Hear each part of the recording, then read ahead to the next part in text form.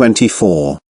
He who stands on his tiptoes does not stand firm, he who stretches his legs does not walk easily. So, he who displays himself does not shine, he who asserts his own views is not distinguished, he who vaunts himself does not find his merit acknowledged, he who is self-conceited has no superiority allowed to him. Such conditions, viewed from the standpoint of the Tao, are like remnants of food, or a tumor on the body, which all dislike. Hence those who pursue the course of the Tao do not adopt and allow them. 25. 1. There was something undefined and complete, coming into existence before heaven and earth. How still it was and formless, standing alone, and undergoing no change, reaching everywhere and in no danger of being exhausted. It may be regarded as the mother of all things. 2. I do not know its name, and I give it the designation of the Tao, the way or course. Making an effort, further, to give it a name I call it the Great. 3. Great, it passes on, in constant flow. Passing on, it becomes remote. Having become remote, it returns. Therefore the Tao is great, heaven is great, earth is great, and the sage king is also great. In the universe there are four that are great, and the sage king is one of them. 4. Man takes his law from the earth takes its law from heaven takes its law from the Tao. The law of the Tao is its being what it is. 26. 1. Gravity is the root of lightness, stillness, the ruler of movement. 2. Therefore a wise prince, marching the whole day, does not go far from his baggage wagons. Although he may have brilliant prospects to look at, he quietly remains, in his proper place, indifferent to them. How should the lord of a myriad chariots carry himself lightly before the kingdom? If he do act lightly, he has lost his root of gravity. If he proceed to active movement, he will lose his throne. 27. 1. The skillful traveler leaves no traces of his wheels or footsteps. The skillful speaker says nothing that can be found fault with or blamed. The skillful reckoner uses no tallies. The skillful closer needs no bolts or bars, while to open what he has shut will be impossible. The skillful binder uses no strings or knots, while to unloose what he has bound will be impossible. In the same way the sage is always skillful at saving men, and so he does not cast away any man. He is always skillful at saving things, and so he does not cast away anything. This is called hiding the light of his procedure. 2. Therefore the man of skill is a master, to be looked up to, by him who has not the skill, and he who has not the skill is the helper of, the reputation of, him who has the skill. If the one did not honor his master, and the other did not rejoice in his helper, an observer, though intelligent, might greatly err about them. This is called the utmost degree of mystery. 28. 1. Who knows his manhood's strength? Yet still his female feebleness maintains. As to one channel flow the many drains. All come to him, yea, all beneath the sky. Thus he the constant excellence retains. The simple child again, free from all stains. Who knows how white attracts? Yet always keeps himself within black's shade, the pattern of humility displayed in view of all beneath the sky, he in the unchanging excellence arrayed, endless return to man's first state has made. Who knows how glory shines? Yet loves disgrace, nor e'er for it is pale, behold his presence in a spacious vale, to which men come from all beneath the sky. The unchanging excellence completes its tale, the simple infant man in him we hail. 2. The unwrought material, when divided and distributed, forms vessels. The sage, when employed, becomes the head of all the officers of government.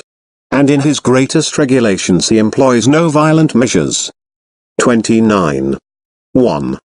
If anyone should wish to get the kingdom for himself, and to effect this by what he does, I see that he will not succeed. The kingdom is a spirit-like thing, and cannot be got by active doing. He who would sow in it destroys it, he who would hold it in his grasp loses it. 2. The course and nature of things is such that what was in front is now behind, what warmed anon we freezing find. Strength is of weakness oft the spoil, the store in ruins mocks our toil. Hence the sage puts away excessive effort, extravagance, and easy indulgence. 30. 1. He who would assist a lord of men in harmony with the Tao will not assert his mastery in the kingdom by force of arms. Such a course is sure to meet with its proper return. 2. Wherever a host is stationed, briars and thorns spring up. In the sequence of great armies there are sure to be bad years. 3. A skillful commander strikes a decisive blow, and stops. He does not dare, by continuing his operations, to assert and complete his mastery. He will strike the blow, but will be on his guard against being vain or boastful or arrogant in consequence of it. He strikes it as a matter of necessity, he strikes it, but not from a wish for mastery. 4. When things have attained their strong maturity they become old. This may be said to be not in accordance with the Tao, and what is not in accordance with it soon comes to an end. 31. 1. Now arms, however beautiful, are instruments of evil omen, hateful, it may be said, to all creatures. Therefore they who have the Tao do not like to employ them. 2. The superior man ordinarily considers the left hand the most honorable place, but in time of war the right hand. Those sharp weapons are instruments of evil omen, and not the instruments of the superior man. He uses them only on the compulsion of necessity. Calm and repose are what he prizes. Victory, by force of arms, is to him undesirable. To consider this desirable would be to delight in the slaughter of men. And he who delights in the slaughter of men cannot get his will in the kingdom. 3. On occasions of festivity to be on the left hand is the prized position, on occasions of mourning, the right hand.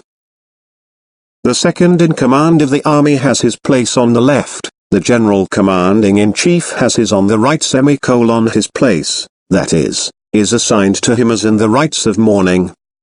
He who has killed multitudes of men should weep for them with the bitterest grief. And the victor in battle has his place, rightly, according to those rites. 32. 1. The Tao, considered as unchanging, has no name. 2. Though in its primordial simplicity it may be small, the whole world dares not deal with one embodying it as a minister. If a feudal prince or the king could guard and hold it, all would spontaneously submit themselves to him. 3. Heaven and earth, under its guidance, unite together and send down the sweet dew, which, without the directions of men, reaches equally everywhere as of its own accord. 4. As soon as it proceeds to action, it has a name. When it once has that name, men can know to rest in it. When they know to rest in it, they can be free from all risk of failure and error. 5. The relation of the Tao to all the world is like that of the great rivers and seas to the streams from the valleys. 33. 1. He who knows other men is discerning, he who knows himself is intelligent. He who overcomes others is strong, he who overcomes himself is mighty. He who is satisfied with his lot is rich, he who goes on acting with energy has a firm will. 2. He who does not fail in the requirements of his position, continues long, he who dies and yet does not perish, has longevity. 34. 1. All-pervading is the great Tao. It may be found on the left hand and on the right. 2. All things depend on it for their production, which it gives to them, not one refusing obedience to it. When its work is accomplished, it does not claim the name of having done it. It clothes all things as with a garment, and makes no assumption of being their Lord. It may be named in the smallest things. All things return to their root and disappear. and do not know that it is it which presides over their doing so. It may be named in the greatest things. 3. Hence the sage is able, in the same way, to accomplish his great achievements. It is through his not making himself great that he can accomplish them.